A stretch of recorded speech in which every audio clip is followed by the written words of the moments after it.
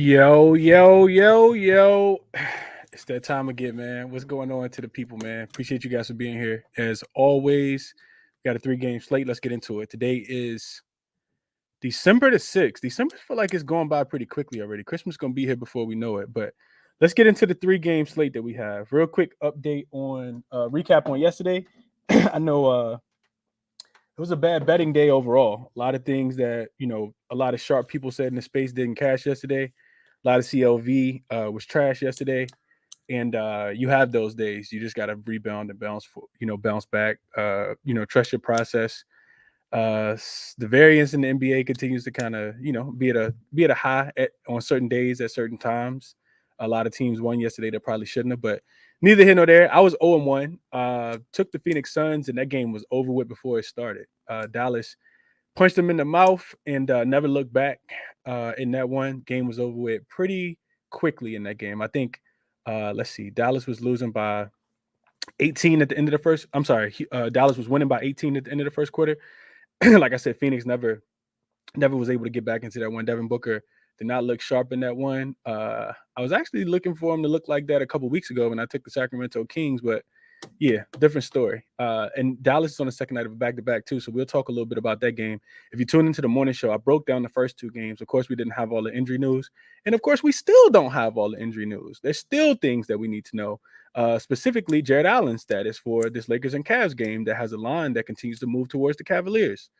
Maybe the bookmakers know something that we don't, but that line opened at 4.5. Now I think it's all the way up to 5. Let me just get the updated lines as well. Yeah, so we got 5.5s pretty much all across the board. Total has shot up just a tad bit. It was at 224. I saw it. Hold on. I think in my notes, I think I had it written down last night. Oh no, it was 224. So something 225. Money's coming in on over. I think I would agree with that. The Cavs are the best. They have the best defensive rating at home, but this Lakers offense is number one overall over the last 5 games, which sounds really weird when they were just shooting 20% from the 3-point line a couple weeks ago and couldn't buy a basket. Was 2-8, 2-10, whatever their record was. So let's jump into it, man. Hit the like button for me if you guys are watching on YouTube. Retweet the show. Do all that good stuff for me. Appreciate you guys for being here, like I said already, especially on the YouTube comment section. What up, JT? Christopher Freemons. What up? What up, Freemons? Mad Stoney said, see why you hate parlaying, Chris. I missed several 14-leggers. Oh, Lord. Last night by one Booker 3 and a damn NHL money line. Yeah, I can't parlay, man, Stoney. All the books want you to parlay. They want to take your money. They want you to put together, a lot of stack all the odds together, get this big, winnings right before Christmas. And you give your money away because the more legs you put in, the less likely the probability of you actually cashing the ticket is, which is why I play straight bets. But that's just me. Fremont said, "I got a feeling the Mavs will be still charged up." Okay, I can see that too. I can see that. We're gonna talk about those games. So let's get into it, man. Let's get into it. Probably a shorter show today, just because hopefully it is a shorter show today. We only got 3 games. We got a lot of games on the slate for tomorrow. 2, 3, 4, 5, 6, 7, 8, 9, 10. We got 10 games and some spreads already out. So always encourage you guys to look at the lines early, see what it is that you like. Whoa, I see the Raptors already 6.5-point favorites over my Lakers already. That's crazy. We ain't even played tonight yet. But anyway, let's get into today. I'm getting sidetracked. All right, so first game up, we have my Los Angeles Lakers taking on the Cleveland Cavaliers, as I already kind of alluded to. Important to note, I talked about this morning. I'm a diehard Laker fan, as you guys already know. Most of the times, I don't bet on or against my team, but I do want to bring you guys the information, so I did dive into this game. Not playing a side in this one. I just feel like I just don't want to, man. I just don't want to. I could see us coming out here and keeping this game highly competitive, and I could also see, the Cavs doing what they do at the crib. So let's talk about it real quick. I do have a player prop that I like in this game.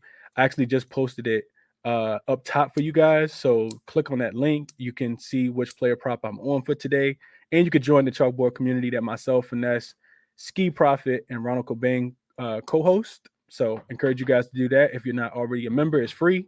All you got to do is download the app, and you will have access to some of our sharper looks for sure. So in this game, injury wise, first, Jared Allen is still listed as questionable after missing the last 5 games in a row for the Cleveland Cavaliers. He went through shoot around, so I think that he is going to play, but I'm not 100% sure. And who really knows, right? It's a really big game for the Cleveland Cavaliers.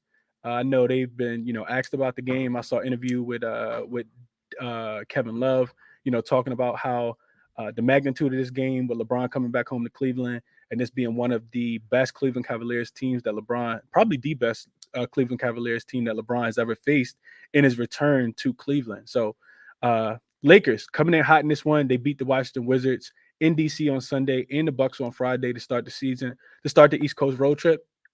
They are 8-2 against the spread and in their last 10 straight up as well. Both against the spread and straight up last 10. Cavs come in, they look pretty pathetic on the road against the Knicks on Sunday.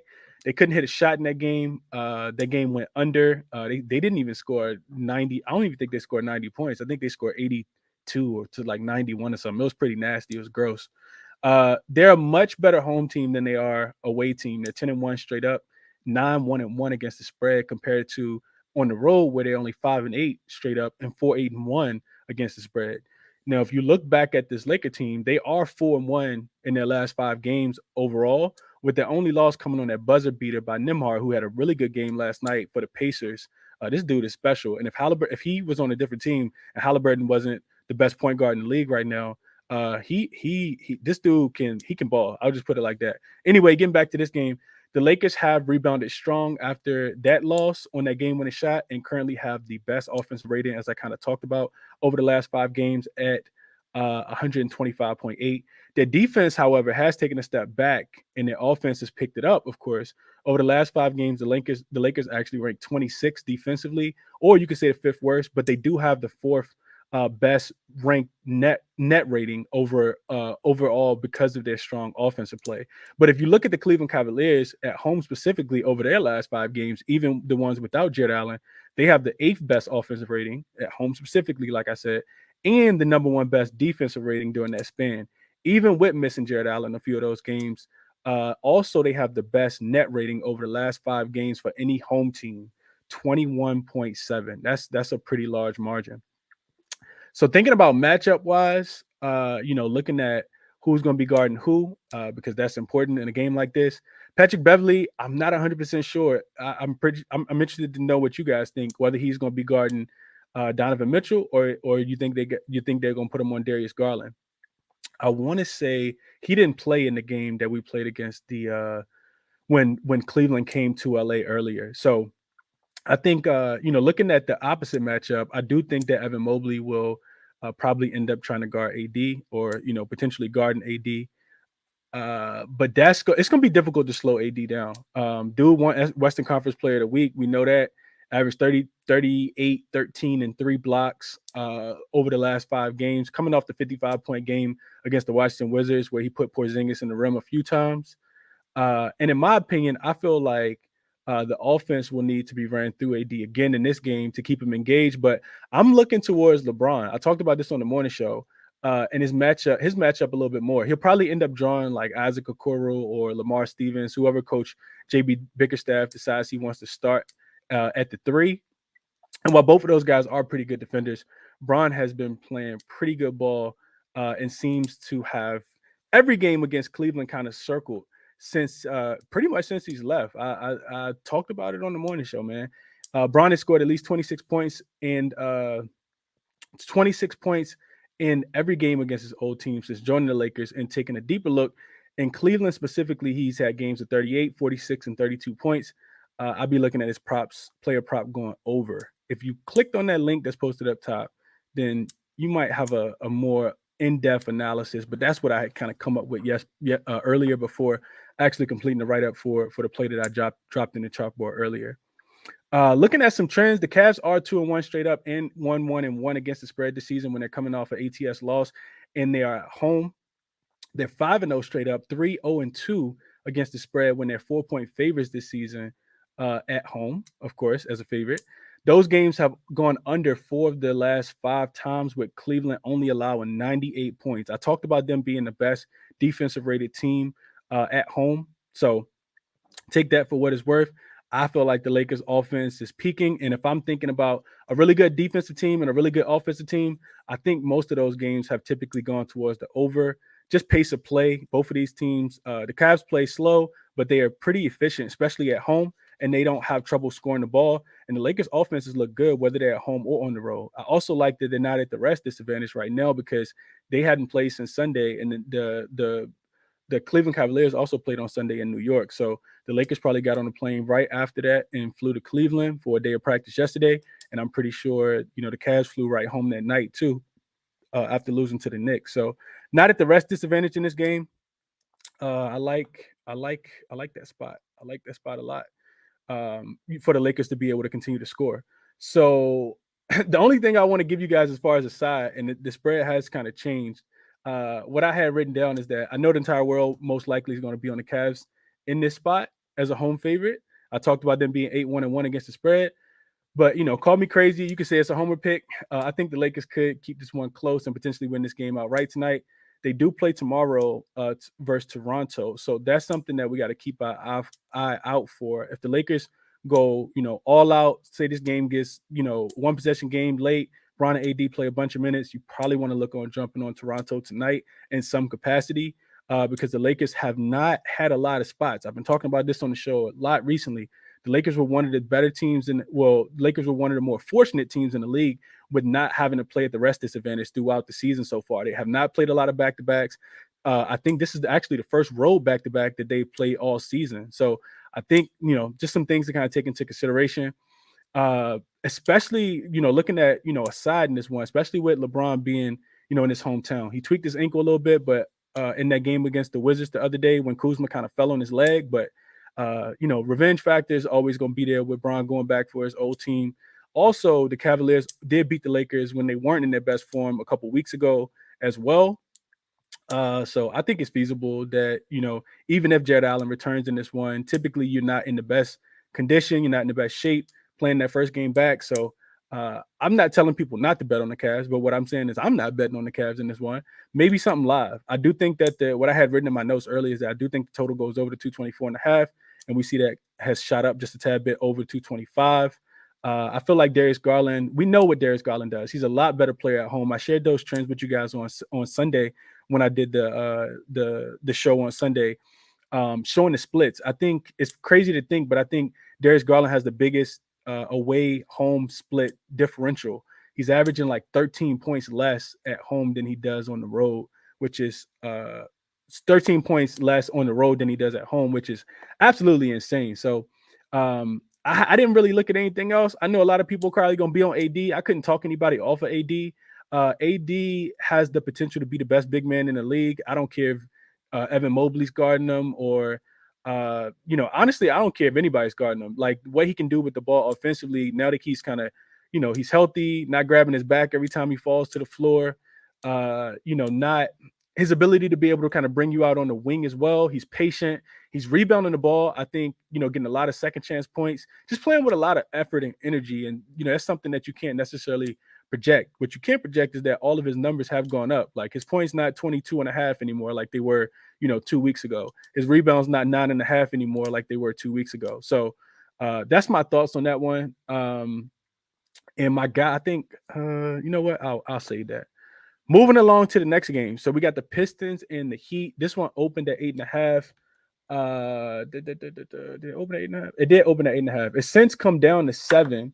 Total has come down from 222 down to 221, 220, 221.5. I think that is a tad bit too low, and I might get there on the total, but I haven't really capped it yet. In my mind, the way I think about it is just that Miami is on the second night of a back-to-back. Jimmy Butler has already been ruled out in this game.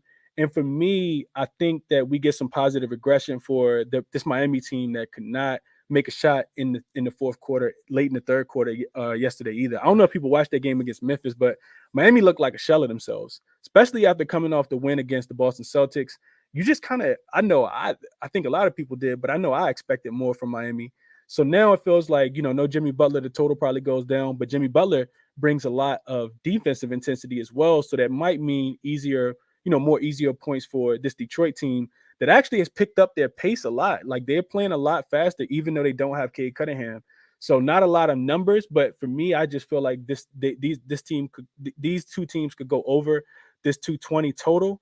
But if you wanted to play anything, Detroit defense has been absolutely atrocious, no matter if they're at home or on the road. And it's actually pretty interesting because they got Marvin Bagley back, and when they were on the West Coast trip, the defense actually looked to be playing better. And then they got back home, and the defense just totally just hit rock bottom. So extremely inconsistent team. Typically teams that I don't bet on. I think about the Chicago Bulls. I don't typically place bets on them. I think about the Washington Wizards. I don't place bets on them. And this Detroit Pistons team as well. Like you just don't know which version. I will say that typically when that happens and you're kind of trying to gauge it, save your money, make a live play. If you see that the team's coming out and they're playing with a lot of energy, a lot of effort, specifically on the defensive end, trying to at least their best, because the Detroit Pistons can play really good defense no matter how hard they try. But if you see that, then maybe you take a live line. We don't have to. I have to remind myself of that. We don't have to necessarily play, before the game starts. We don't have to make a play before the game starts.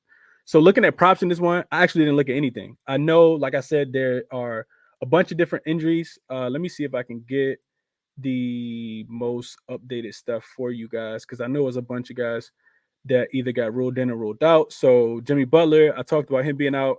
Tyler Herro's listed as probable. He was actually one of the only Miami Heat players that played well yesterday. He typically plays better at home, but role players typically play better at home too. So I could see Tyler Herro having a big game in this one. I could also see somebody like Max Strus having somebody like him having a big one as well.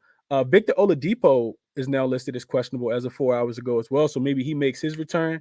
Gabe Vincent is questionable. Duncan Robinson is probable. Dwayne Dedman is questionable. Highsmith is listed as probable. So a bunch of different things going on there. We probably get updates probably in about 30 minutes, because I think this is an early start time. So that's what I got for you guys there. Nothing player prop wise in that one. And then the last but not least, the last game is the Dallas Mavericks and the Denver Nuggets. This one opened at, I want to say 4.5. Yeah, opened at 4.5 in favor of Denver. We know Dallas is coming off second night of a back-to-back. They absolutely smacked up the Phoenix Suns last night. They also put a beat down on the Knicks 2 nights ago in New York, right after they lost the game in overtime to the Detroit Pistons I think that was on Thursday night last week. So Dallas has looked good. I give it to him. Tim Hardaway Jr. has really came in and stepped up. He's hitting big time shots. He's kind of found his offensive groove. I remember, watching this Dallas team a few weeks ago on the second leg of a 2-team back-to-back, when they were playing against the Denver Nuggets, and they lost the second game, even though the Nuggets didn't have anyone. Tim Hardaway Jr. couldn't hit a shot. He couldn't hit a shot in that game.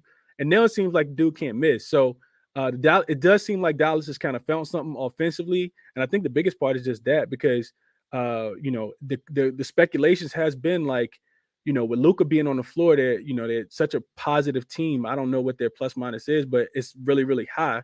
But with them being off the floor, they're a negative team. So who's going to step in and fill that void for him not having to be on the floor?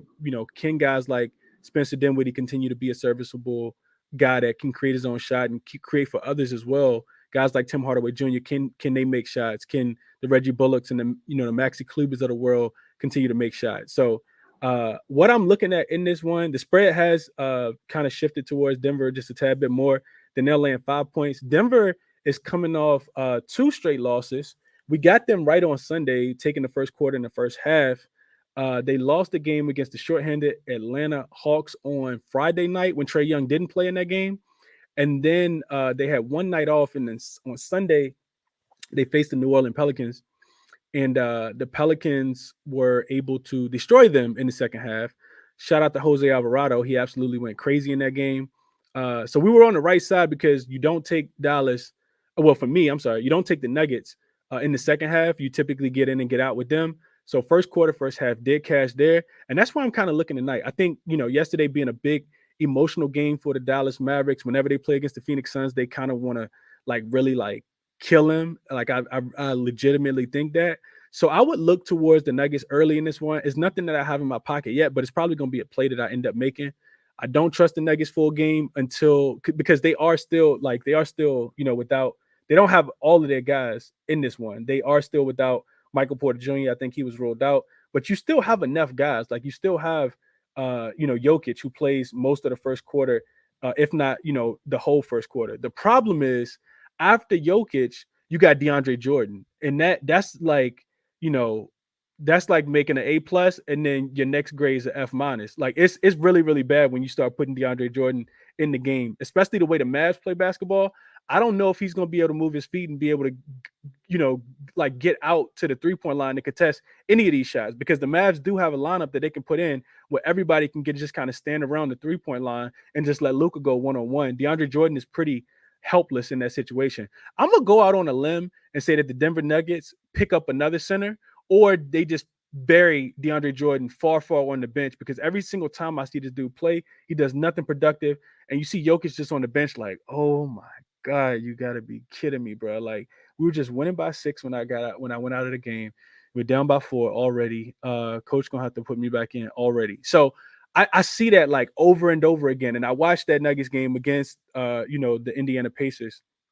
I'm sorry, that Nuggets game against the New Orleans Pelicans on Sunday. And you just, like I said, you just see it over and over again. So I like I said, real strong lean towards Denver early in this game, but not really looking to back them too much.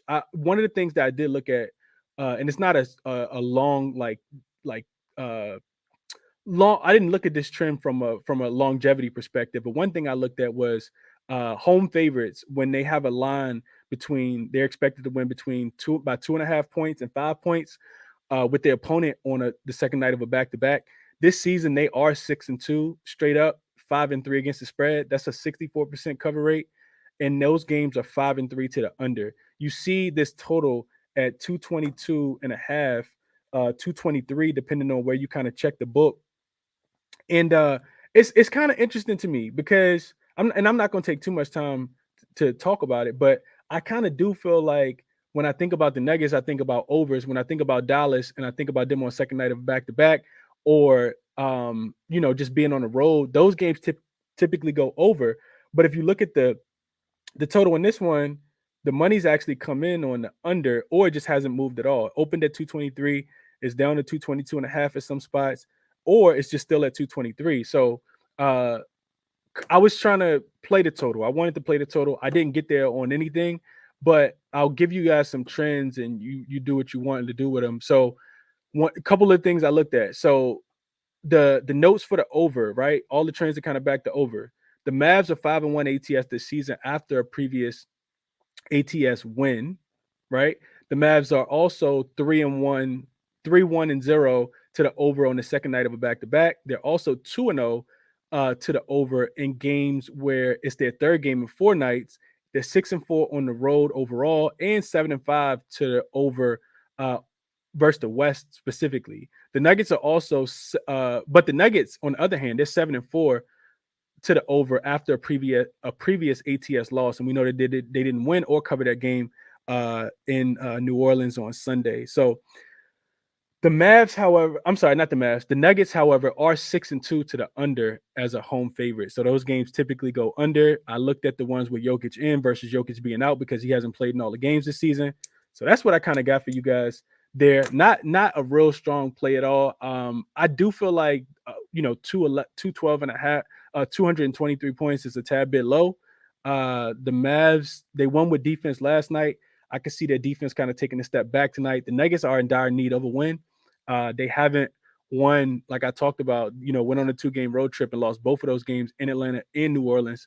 So maybe they need Michael Porter Jr. to get a win, but I at least expect the sense of urgency. I would look to play the Nuggets early in this one, play a team total or, the first quarter spread. If the spread's at 5, the first quarter is probably -1.5, -1, depending on where you're getting the number.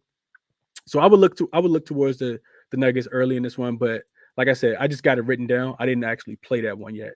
The only play I played was the one that I posted in the chalkboard earlier, And that was it. That's the only thing I played. One player prop for me today. So that's all I got. If you guys have plays that you want to share, now is the time to send me a request, and I will get to you guys accordingly, and we'll get up off of here. Cool Hawk said, meanwhile, Dwight Howard is killing in China. I never understood why DeAndre Jordan gets NBA money. Yeah, I see Dwight Howard shot like 9 threes in a game a couple weeks ago. It's some crazy stuff going on over there. He having fun, man. He in Taiwan, Thailand, over there, just living his best life, man. Doing whatever he want. Getting to experience a different culture. It's some pretty cool stuff for Dwight Howard, man. Dude's a funny guy.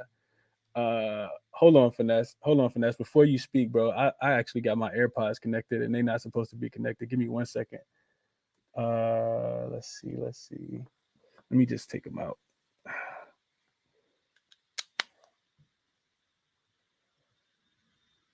Hey, finesse, can you hear me, bro?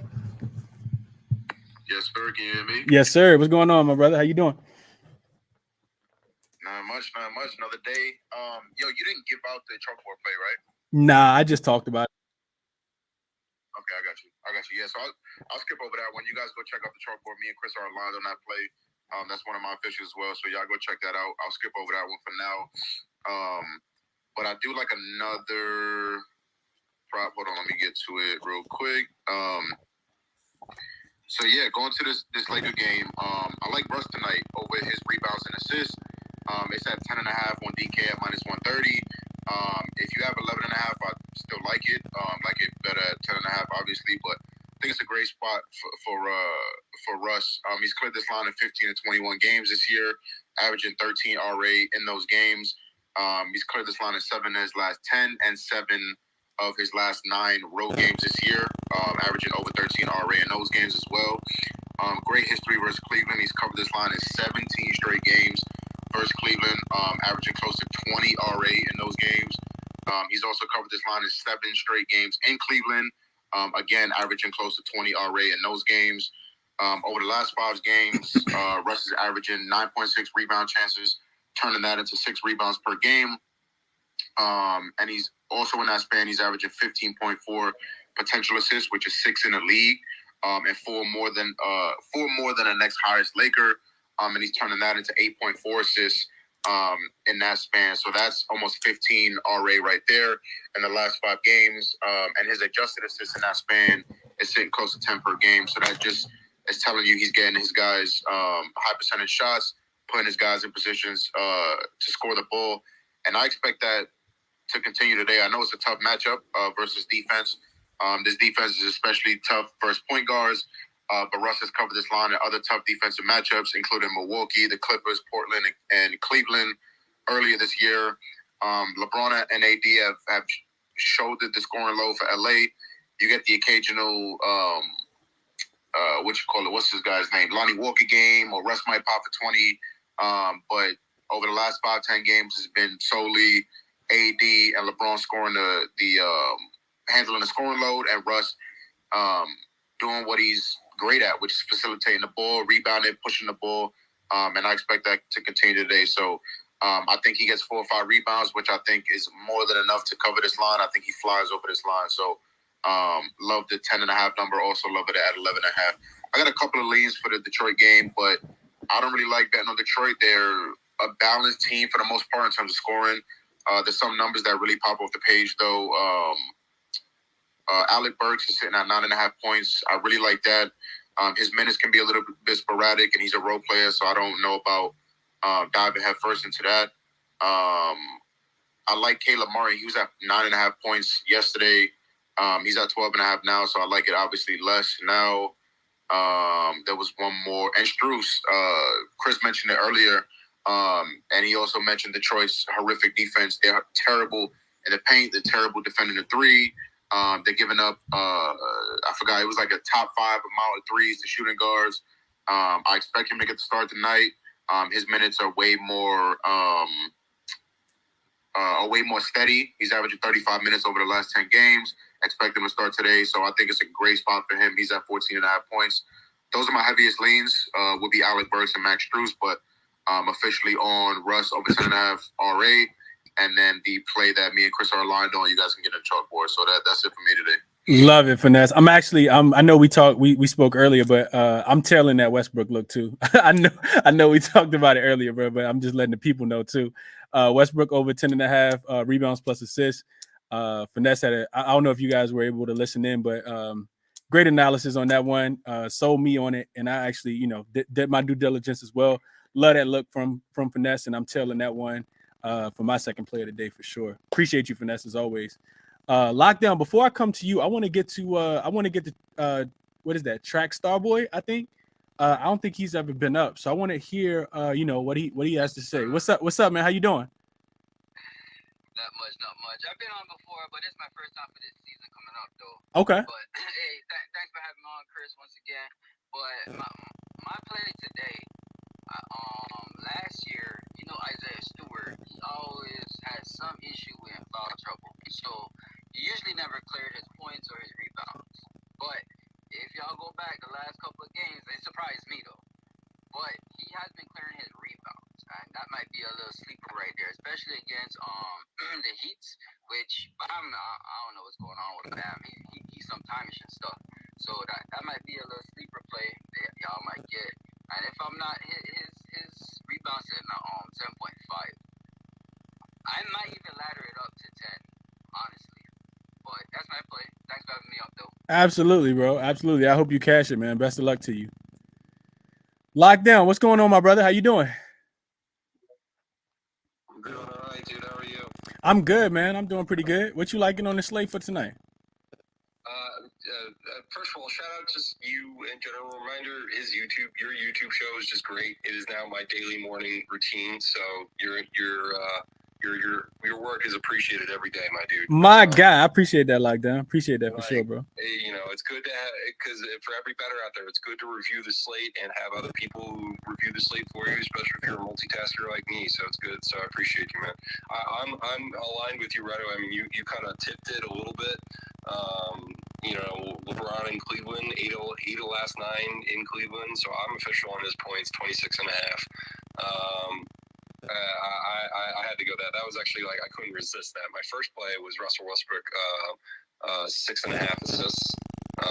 Just too low of a number when let's look at the stats again. It was the last 10 games. He was averaging, I wanted to get the full thing. Sorry, averaging 15, potential assists. I think last 5 was 15.4. And then the last game when he had 15 assists, he had 21 potential assists. I mean, this is what Russell Westbrook does. You know what I mean? He's pass first guard. And Cleveland, you kind of worry about that matchup a little bit, but actually no. Shout out to DJ and Eli. He has great cheat sheets, and the stats he gives out is not just giving you basic hit rates point guards have the most assists versus X team. It's really also giving you the ranking. How do point guards do versus their own average? Do they go above their own expected average? So point guards are pretty neutral in their average versus Cleveland. So that's enough for me to easily pull the trigger on Russell Westbrook. He should get the minutes tonight. He's been getting them. And the fact that it's been increasing actually the last 5 games. So that was actually my first official. I went a half unit on each of those, LeBron and Russell. And that's probably gonna be a parlay worthy kind of boost where you boost it up. One of my strategies, don't be afraid of doing this, by the way, because we've seen this freaking burn us before. I'm gonna go LeBron 30, but I'm actually gonna go to 29 instead, because we've seen they'll miss on the hook. Because you know what I mean? So 30 and 35, they draw you in with FanDuel making that easy selection. I'm starting to go one less just because I'm afraid of that dying on that hook. So, especially with that TNT risk-free promo. The last play, and I'm going to just quickly see if they even have first quarter props, but I'm eyeing up Luka and Jokic first quarter props because they are kind of the first quarter props kings. The way some of these guys play, they might as well be divas. But they play most of the first quarter. I kind of want to lean a bit more using Jokic, probably first quarter rebounds and assists. Usually I try to go at 2 and 2, depending on the price that they give. And it might be one of those nights. So it's not available right now, but DraftKings usually has it in their SGP option. It'll probably pop up later, and I'll probably go two first quarter rebounds for Jokic, 2 assists, and 2 assists for Luka. Because I am, like you, worried about maybe Dallas not showing up early, but he's going to play like 10 minutes. And his shot might be off, but he's always going to create good open looks. He's just too smart of a basketball player not to do that. So I would trust his assist more than anything. Yeah, lockdown. The other thing to add to that is that, looking at this Dallas team, it's not like this is it's a back-to-back in the sense that you got to, go through, your routine to get ready for a game, but not, heavy minutes. It's not like it went to overtime. Yeah. Like they got Devin Booker and them out of there so early yesterday that he didn't play a lot of minutes. You know what I mean? Like, and also lockdown, reason not to at least show up. Right. No, I agree. And then, the other thing taken into consideration is that previous game against the Detroit Pistons, not against the Pistons, against the Knicks, Luka was also sitting on the bench in the fourth quarter in that one because they blew him out in the third quarter, didn't come back in, so it's not like he's been, being taxed in these games. Tim Hardaway Jr. hit 8 threes or 7 threes, I think, in that game. So, he's had a lot of help. So he should be ready to, perform tonight. I like that look like that. Also, you think about it, Denver has been struggling defensively. Like they don't play a lot of defense in general. They typically just try to outscore you, and that hasn't been happening for them, and that's the reason why they've been losing games. So I like the looks like that. I like them for sure, bro. Like it's a great. So just wait for that to come up. Like DraftKings usually has a 100%. Well, actually no, they've gotten sneaky with their SGP boost. They used to allow you to boost any 3 legs at any value, but now it has to be like minimum 200 value. Plus 200 or whatever odds. So you can't. I used to be able to get something at negative and boost that to 100. So you can't do that anymore. But some combination of those 3 that I just talked about, definitely look at doing, because first quarter props, man, they're fun. If you're terrified of the National Blowout Association, which I rightfully am. So. Yeah, I like it like that. Best of luck to you, my brother. I hope you cash all them tickets tonight, man. LJ, I'm gonna kick it to you, and then Bookie, I'm gonna come to you, and Gigi, you're gonna be next. What's up, LJ? What's going on, Chris? How you doing today, my brother? Hey, man, I'm tired as hell, bro. You know what I'm saying? Working during this peak season, bro. It's killing me, but I still get time to come on the show and give you my plays, Chris, because I'm a dedicated guy, man. I'm gonna show you love. Hey, I appreciate that, man. Bring me some heat tonight, LJ. What you on tonight, man? Man, I'm on some bangers, man. Let's start off with this Cleveland Lakers. Of course, I'm on the GOAT. I'm on LeBron. Points. He's had 200 points scored in the last 6 games versus Cleveland, averaging 33 points in those 6 games. So I'm on his points. I'm on his PRA, too, because he's averaging a 47.5 PRA in those 6 games. So they got his PRA at 40.5. I think that's too low. So I'm going to double up. I'm going to get on his points, and I'm going to double up on the PRA because I think LeBron going to have a good night tonight. Now, on the other side, I'm going to jump on Darius Garland's threes over 2.5. He's averaging 4 in his last 7 home games, and he's averaging 4 at home on the season. And like you mentioned earlier, he averages more points at home than he does on the road. And Cleveland shoots 40% at home from the three-point line, which is top 4 in the league. So those are my 2 players on that game. As far as his Heat and Detroit game, I mentioned early in the chat, in your early show, I don't know if you saw it, but you put out a trend like a month ago that the Heat are 18-1. Well, they were 17-1 to the over after 2 road games with less rest than their opponent. And that came into play the other night that they cashed. I forgot who it was. They had 2 road games. I think it was Boston. They had 2 road games, and then they beat Boston in overtime, I think. And Boston had more rest than them. So it went to 18-1. And it applies again tonight, because they just had 2 road games, and now Detroit has more rest than the Heat. So let's jump on that over trend that you mentioned, man. Over in the Heat and Detroit game. So I'm going to jump on that one. And the last one, Denver and Dallas. I'm going to take Denver minus the 4, considering that they lost by 15 points their last game. And I'm starting to track these teams that's losing about 15 points or more in their previous game and coming back. They've come back and won the next game. The Rockets lost by 19. They came back and beat Philly last night by 9. The Clippers lost by 27. They beat the Hornets by 2. The Pacers just lost by 16 the other night. They just beat Golden State by 8 last night. So let's jump on Denver tonight, minus the 4. Considering, I want to jump on them, get the win because they lost by 15 last game.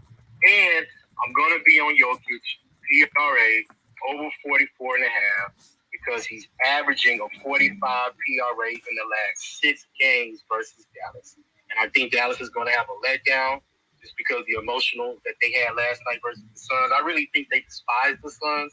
So they put a lot of effort in. Not to say that they put effort like it's minutes, but I just think that their mind was on beating the Suns last night because of the tension and the beat that they got with that team. So I think Denver going to catch them tonight. So plus Denver is 7-2 straight up in their last 9 home games. So we on Denver tonight, minus 4. Jokic PRA over 44.5. Like the look, bro. I was on Jokic the other day at 43.5 PRA on Sunday. He cashed before halftime. It was crazy to see what he was doing in that game. And without Jamal, without Michael Porter Jr., he has to pick the offense up and kind of go back to doing some of the things he had to do last year when he didn't have Michael Porter Jr. or Jamal Murray. So I like the looks. I like the looks a lot, LJ. I hope you cash them, bro. I appreciate you sharing them as well. Anytime, bro.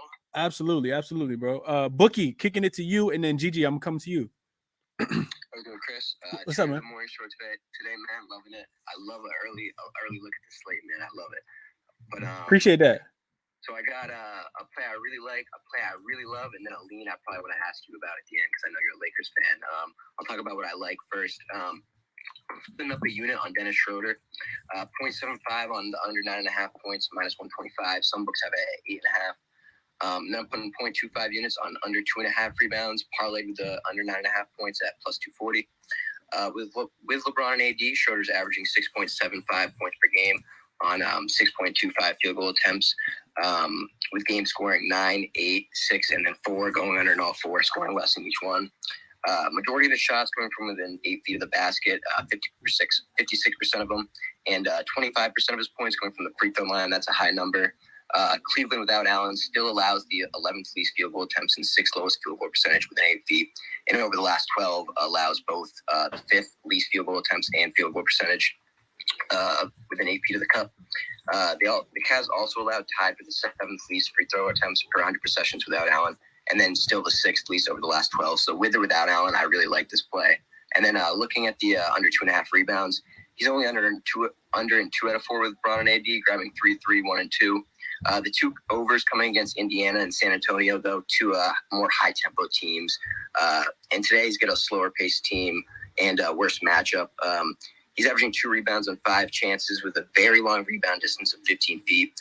Cleveland shooting a decent amount of threes, but Lakers opponents, low 3-point frequency, so they'll definitely do their best to keep him inside. And with him guarding Garland and or Mitchell most of the game, I think it's likely he falls short, just running around guarding those 2. I definitely like this whether Allen is in or out, but I would probably hold off on the parlay of the 2.5 rebounds and points, if Allen's in. And then looking at this next play, man, you ever find a play where you just want to shout it from the mountaintops because you love it so much? And this one right here, man. Let me get to it real quick. Sadiq Bey over 1.5 assists. I was on Twitter last night, actually, and on my feed, I actually saw something from a Pistons writer, and I clicked on the article and I started reading it. And let me get to my notes real quick. And he's been shooting really bad from 3 this season, 23%, Sadiq Bey. And in the post, he was talking about how he's taking on a bigger playmaking role with the bad shooting recently. He's only averaging 1.5 assists on the season, but last game he got 7 assists on only 9 potential, but the line's sitting at 1.5 for plus money right now, which is, man, it's you always think the Bucks have the edge, but this just really feels like a mistake in my eyes. It's not like he just had a couple lucky passes.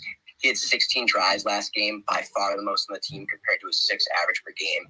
And then looking at when I was watching the clips from the writer and his article, he was making a lot of passes that I previously didn't think a player like him could make, looking off to the corner, like a drop off on the baseline. He's really looking to get his teammates more involved without being able to shoot the ball as he previously did last season. I think 4+ was plus 300. I think 5+ was plus 500.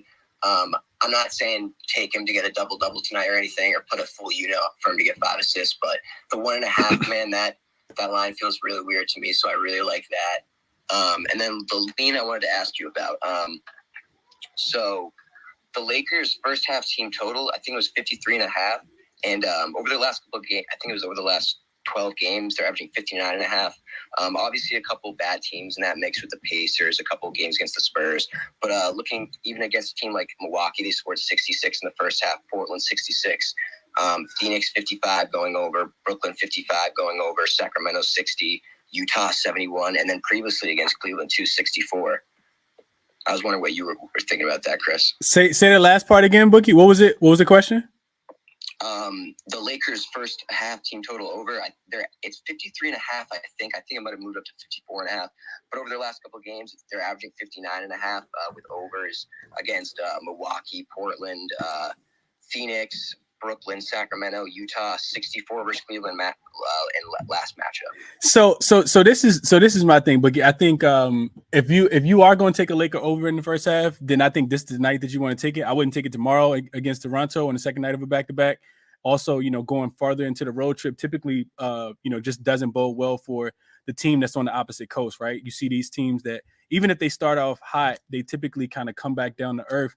Even we kind of saw with the Pacers as well. The Pacers, they didn't look good against the game. Actually, they did look pretty good against the Clippers. They lost that game outright in a game that I was wrong on. But then they beat the Lakers, and then they haven't gotten a win since until they beat Golden State last night. You can call that one kind of fluky, of course. Steph just couldn't make a shot last night. But I do think, the opposite side of that, Bookie, is that this Cleveland Cavaliers team, I talked about it. At home, they're the number one rated defensive team, only allowing 98 points per game. Now you get the number one rated offense coming in over the course of the last 5 games. So it's a nice clash of offense versus defense. I think if you like the Lakers in the game, you like the over.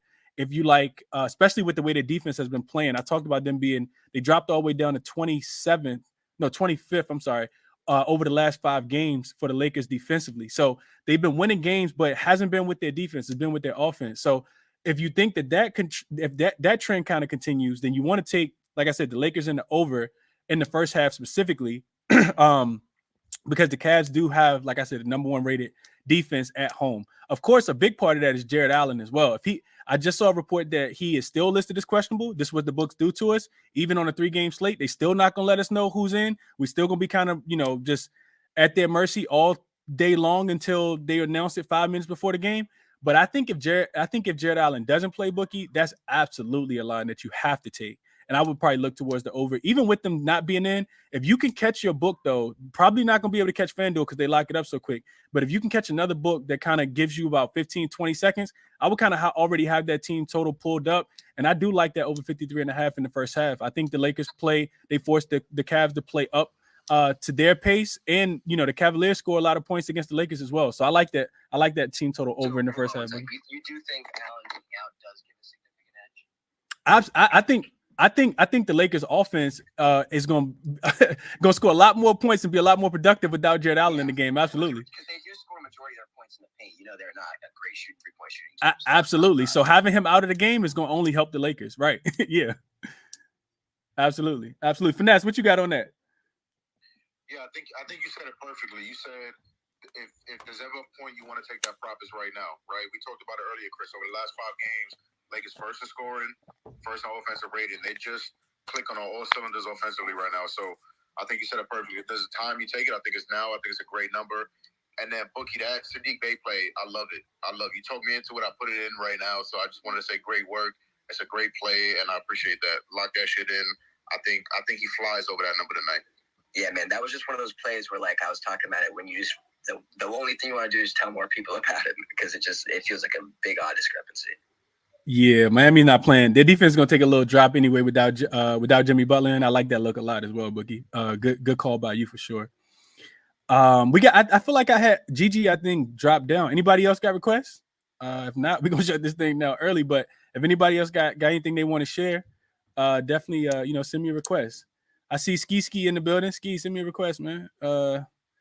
Vaughn in here. Ben, y'all got anything? Bookie, what's up? Just one more thing. I want to talk about Andrew Nembhard tomorrow. If TJ, obviously, actually, wait, is Halliburton back tomorrow? I think that's the 2 games is up. If he's back, he's out. Oh, Halliburton's out. Okay, well then obviously I love Nembhard, but even when Halliburton's back, man, the games TJ McConnell's out, they're gonna let him run off the bench. So the books are gonna over-adjust his line back down to like 5.5 assists or something like that. I still want people to hammer that all day. Okay, yeah. Who the Pacers got tomorrow?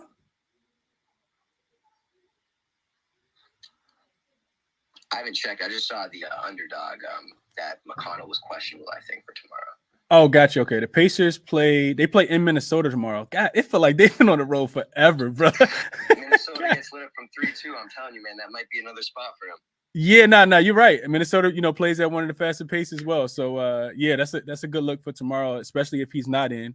And I was actually reading. Hallie's not out. He's questionable. I was gonna say, yeah, he hasn't been rolled out yet. They should just trade Neymar. He could play on some teams that need a point guard. Orlando could use him right now with all the injuries they got.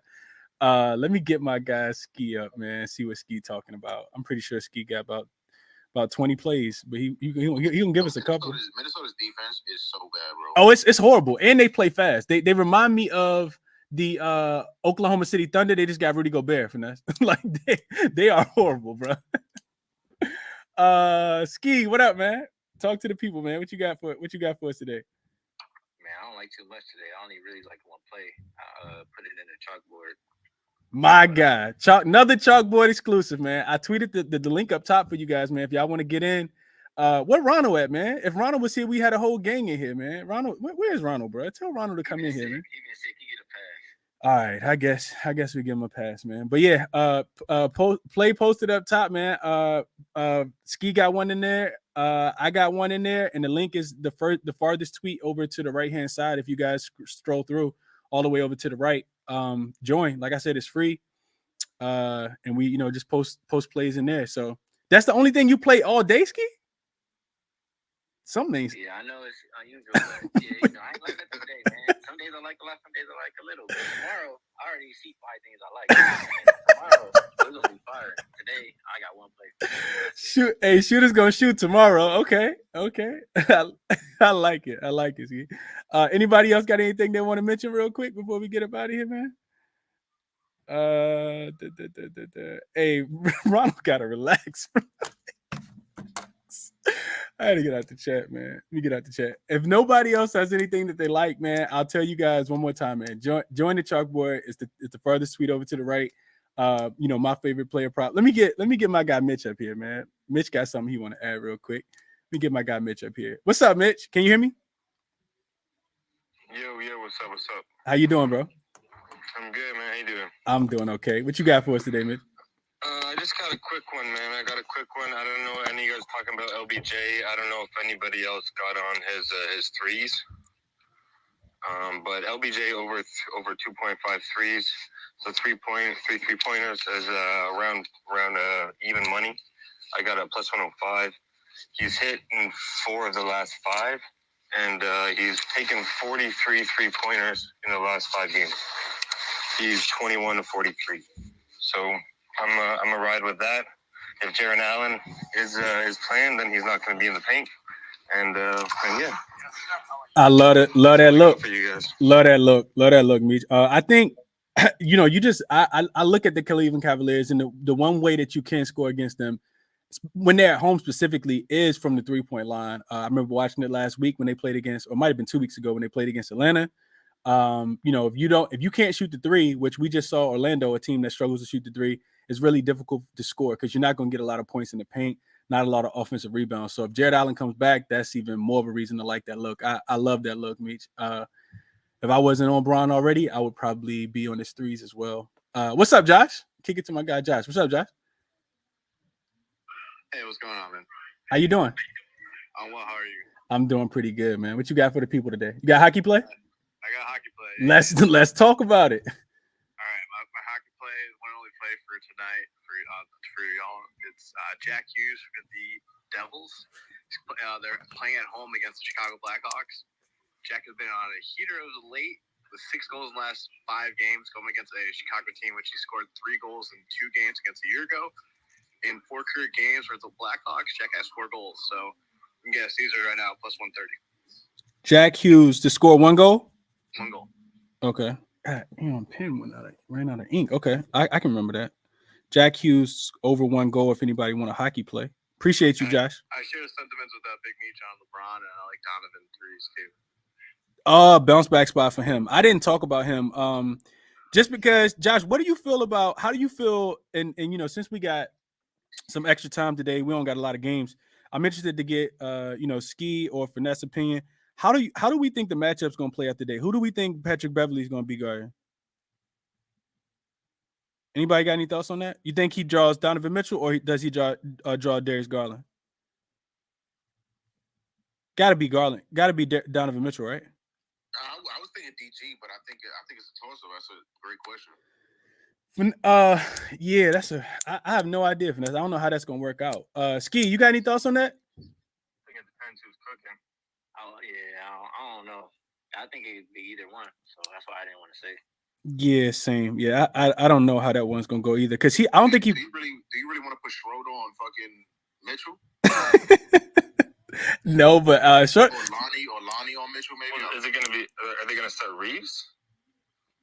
Nah, I think Lonnie Walker's starting, right? Did I see this start lineup right, or did I? Yeah, came out. Schroeder, Pat, Lonnie Walker, LeBron, and AD. Yep. So Austin Reeves gonna come off the bench. Yeah, so Schroeder gonna have to guard one of them, unless you put Schroeder in the corner on Isaac Okoro or whoever they started the 3. Yeah, I don't know about that. I just matchups are always interesting, especially when you get like a really good defender. Right now, he rolled in. Oh, he is rolled. Oh, Jared Allen is rolled in, so the spread probably is gonna go up. I might hop on the Lakers once that spread let it go up to like 6.5, 7. I might hop on our guys, Ski. Yeah, that changes everything though. And if you still like the Lakers and you think Jared Allen is going to be I guess kind of working his way back into form. He has missed the last 5 games. Don't know where he is conditioning wise. You still could, the total might come down just a tad bit. It's up to 225.5, so it's still going up. It could come down to 220, 224. We still got about 45. No, this game doesn't start to 7:30 Eastern time, so we still got an hour and a half before the game actually starts. So you could see this total come down. I know Bookie was talking about that total going that first half total for the Lakers at 53.5. It might come down to 52.5. So that could be a spot that people are looking to back if you still want to kind of get in on the Lakers. I'm not playing this game from a side perspective though, because it wouldn't surprise me if the Lakers played this one tough and then just got smacked up tomorrow.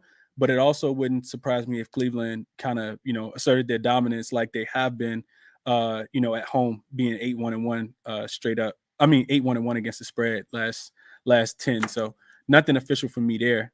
Let me get my guy Ben up, and then we're gonna shut it down. And I see RC. What's up, RC? The legend is in the building. What's going on, RC? Hope you're feeling better, bro. Hey Ben, can you hear me? Yeah, I got you. What's up? I don't see him. Oh, there you go. Not much, man. How you doing? What you got? I can't complain, man. I was just going to speak on LeBron. I don't know if anyone talks about the PRA, but I mean, LeBron in Cleveland is averaging like 50 PRA, and the line's at 40.5. Just take it over, right? Yeah, man. I mean, with AD last year, he still went 46, 8, and 6 in Cleveland. So I don't know. Like, I feel like it's like, I don't know whether the line's speaking to an under or we're just getting a good number, because he's averaging 42 on the road this year, 43 PRA on the road, and he's averaging 42 last 10 games, even with AD going bananas. And we know LeBron, when he comes to Cleveland, like, it's personal. The other thing, speaking to his threes, I think if he gets to 3 threes, I think he's going to get to like 5 or 6. Because if you look at his game logs in Cleveland, especially with the Lakers, when he gets over the number, he gets over it in a big way. So if he gets cooking, he's going to shoot them. Like, I think in his last 4 games, he's in Cleveland, he's gone over 2.5, like 2 or 4 times. But the 2 times that he went over it, he hit 6 and 7. So if he gets cooking, he's going to pull the trigger often. So that's just what I wanted to add to that. I really like that play, especially now with Allen in. I don't think the books are going to take that into account and adjust his line and juice it at all. But it probably means that he's going to go, he's going to, probably take more jump shots rather than, it's LeBron, man. He's going to try to get to the hole against whoever, especially in Cleveland. But, I think that the volume's going to be so good. Like, he's going to get to these numbers. It's just it's a peak motivation spot. The other thing I want to add, for anybody who's going to get on that Trae Young prop for tomorrow in New York, you probably want to grab it tonight before the world juices it up like 2 or 3 points tomorrow overnight, because that'll probably get posted tonight at like 27 or 28.5. Obviously, he didn't get it the first time they played because he got poked in the eye when he was at 17 points early in the third quarter, and it was looking like he was going to smoke it even with a terrible start to the game. But whatever that opens at, it's going to go up 2 or 3 throughout the day. So I just want to add that in there. Okay.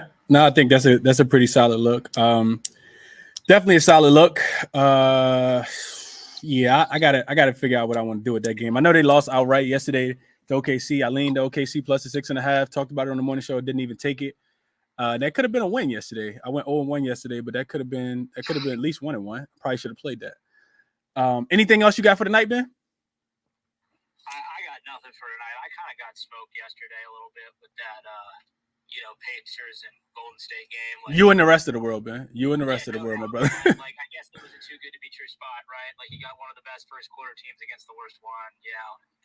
Yeah, I think looking at, just I still feel like it was the right play, but I talked about the environment being a tad bit different. The game before when they lost to Portland and they didn't have Tyrese Halliburton. Halliburton is the guy, the glue, the nuts, the bolts. He's everything for that team. So when you take him out of the lineup, it kind of shifts the dynamic and how the team's going to play.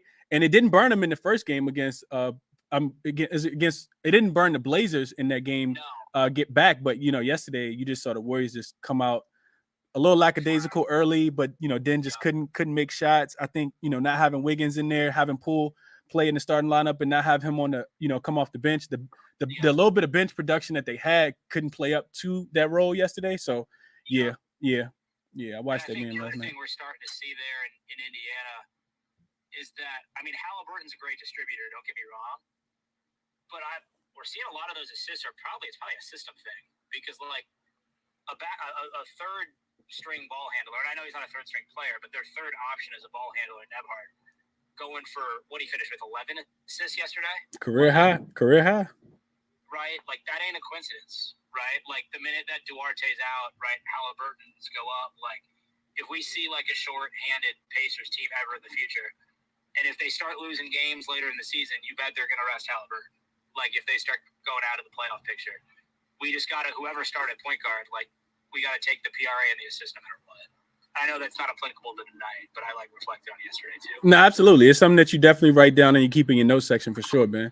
Yeah. Same thing with Jalen Smith line. Jalen Smith line without Miles Turner, especially against teams that don't guard the center like the Golden State Warriors. This dude had whatever he wanted last night. So something else. I was like, man, I can't believe that. Like, I missed that one, but. It is what it is, man. It is what it is. I think, I don't really do spaces to kind of like reflect on. Sometimes I used to do shows like that, but now I feel like I'm trying to like get so many, people's opinions in that I don't do that. But that's really, really good to do, Ben. You kind of go back and track your losses, figure out why, what lost and what needs to change in your strategy. So yeah, I agree with that, Ben. I appreciate you bringing that up. Is Golden State on the road next? Golden State is, so they don't play. No, yeah, they go to Utah. They play in Utah tomorrow. Curry. Ooh. Yeah, 2-point favorites right now. Total is pretty high, 238.5, 239. The instant I can get a Curry, I hate talking about tomorrow because we'll talk about it tomorrow. The instant I can get that Curry PRA on the road, I'm taking it. Yeah. It don't even matter what it's at. Red, yeah, definitely against Utah. Yeah, absolutely. It's gonna be interesting to see if they get Wiggins back in that game too. That abductor typically can take a few games to come back from. So sure. Yeah, we'll see how that goes. But that's all I got for you guys today, man. Officially, I am going to add the Denver Nuggets first quarter. Let me just make sure that I give it out to you guys correctly. The Denver Nuggets first quarter is 2.5. The Denver Nuggets first quarter team total is Nuggets first quarter is 29.5. That's going to be my play. 29.5. Denver first quarter team total over 29.5. If anybody wants to tell that one. The other play, like I said, is posted in the chalkboard. 2 plays officially for me. Probably won't tweet anything out live, but if I see anything I like, I will tweet it out to you guys if I feel like we can make some money on it. So Denver first quarter over 29.5 first quarter team total is what I'm on. So best of luck to you guys. I appreciate everyone who contributed to the show. Shout out to my guy for RC for coming through, even though he's under the weather. Finesse, Ben, Ski, Josh with the hockey play. Take Jake Hughes tonight for 1 goal and Google his name if you've got what team he played for, like I did. But Jack Hughes. Yeah, I got it right? Did I say it right, Josh? This is Jake. Oh, my fault. Take Jack Hughes tonight, man. Over 1 goal. He gonna score tonight because Josh said so.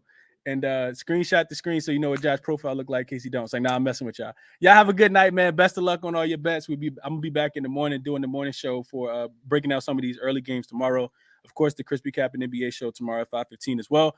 Best of luck to you guys tonight. I'm out.